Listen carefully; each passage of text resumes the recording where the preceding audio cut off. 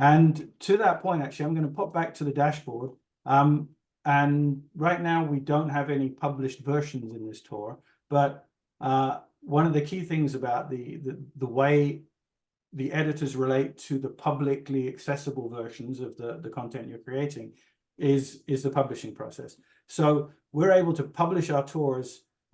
We have a number of data centers worldwide. So depending on where you are, you might want to publish to more than one. So Oceania, Australia, Asia Pacific, various tourist servers in Europe, South Africa, and a couple in the US.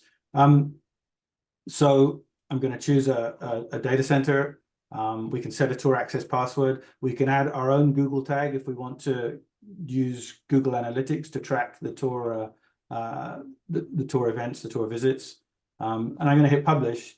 And what that's going to do now is it's going to take that tour that was in the editor, strip off and optimize it for viewing in the player, and get rid of all the stuff that's to do with the editor and the and it's going to create us a publicly accessible link.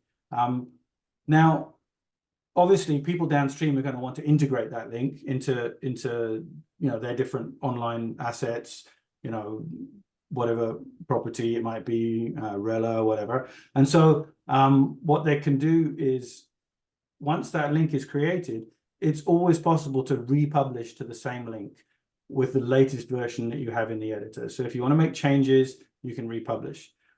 You can also have multiple versions published of the same tour in the project. So you can publish as many versions as you want. Maybe, it's a building, it's a condo development and they've got a kiosk. So you want a version with no UI for the kiosk. You've got a version online. Maybe you want to have a version that's mobile that has kind of slightly different UI elements, that kind of thing. So there's an ability to be quite flexible and to have lots of different options there.